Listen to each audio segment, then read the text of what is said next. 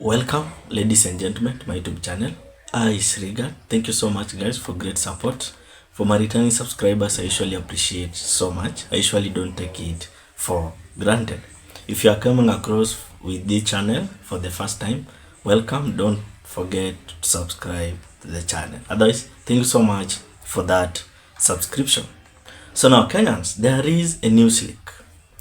And this leak is by Wiper leader Kalonzo Musyoka, claims that there is a plot to apprehend the Nzoia Governor George Natembeya tomorrow on Monday, May 19th. So now, this time round, the government is now following those who people are trying to intimidate the government. But the real truth is that there is no kind of intimidation. It's the thing that the people are telling the government, because even the leaders now are listening to the ground, except those leaders who are now still closing their ears. So now you can clearly see that now the government are on the track to follow George Natembeya, in which now Kalonzo Musyoka is now leaking the news saying that there is a plan to apprehend the Nzoia Governor George Natembeya tomorrow on Monday, May 19th. So now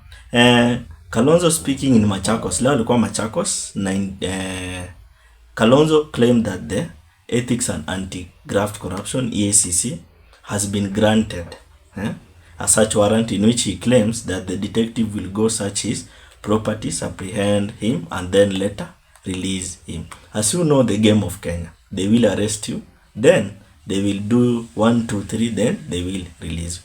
And this all things is in order just to tarnish your name. They have seen that Natembeya has stand with his stand always, and now they are trying to bring him down. And as we know, this government of Kenya now, even if you do the best thing, someone will come and try to bring you down, or will try to intimidate you. So according to Kalonzo is saying that the plot to apprehend the governor has been fabricated, with the aim of tarnishing the governor's name. As I've told you, this is just to tarnish the Natembeya's name. So now, if you now Kalonzo anasema that if you are the governor and you don't toe the line of those in leadership of the highest level, they will send EACC after you.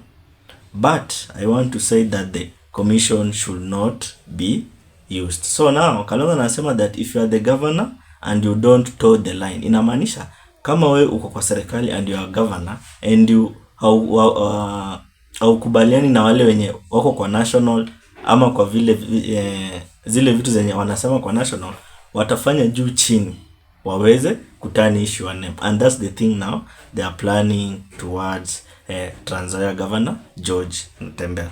So Governor Natembeya is threatened as we speak.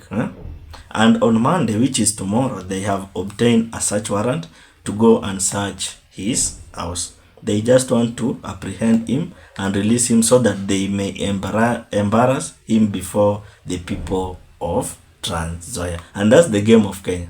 They will try their best to tarnish your name.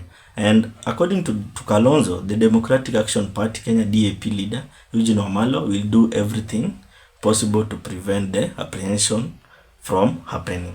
And we can see the past few months have been rough for the governor. The Nandi Senator Samson Cherargei called for the impeachment of the governor, in which we can remember very well the Nzoia residents say that there will be no impeachment to be conducted because that's their governor and they stand with their governor.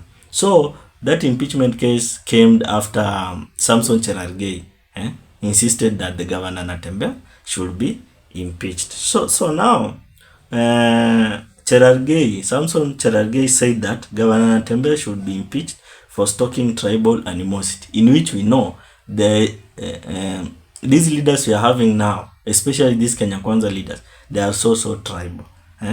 You should not come out to say someone like Samson Cherargei coming out to say that others are tribal. So now, Samson Cherargei was saying that Governor Natembeya should be impeached for stalking tribal and Musti, division, poor development, and graft allegation. These offenses are impeachable under the Constitution of Kenya 2010 for violating Article 10, 27, 73, 74, 75, and 174, as Cherargei said. But what we know as a Kenya, what we know, Governor Natembeya ni vile amesimama na stance yake.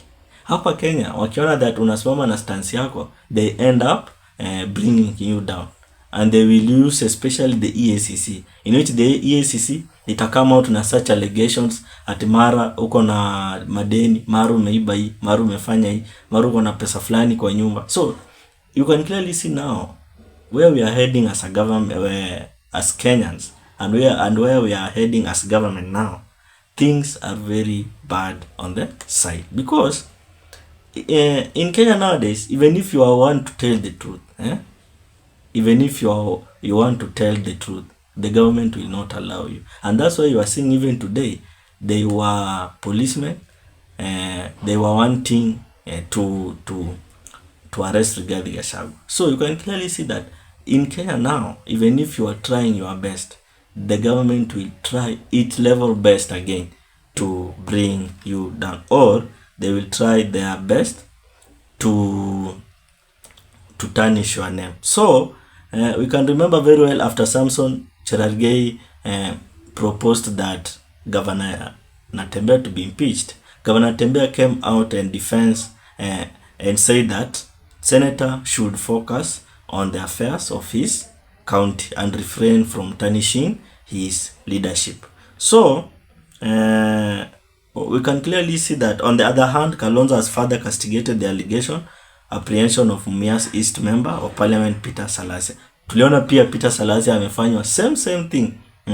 Waliona that huyu kijana anakam vibaya, anakuja vibaya, na anakuja kuangaisha maleaders wengi. So wanaona that huyu kijana ana gain more power day by day. That's why waliamua arrest. Wanasema ati Peter Salasya alitumia sijui nini language, inciting language, and the real thing is just to tarnish his name and to bring Peter Salasya down. So now that's the thing going on. They are now planning to tarnish the name of George Natembeya. What's your opinion on this? Drop it at the comment section. Otherwise, thank you so much for great support. Don't forget to like, share, and subscribe. Otherwise, let's meet in another video.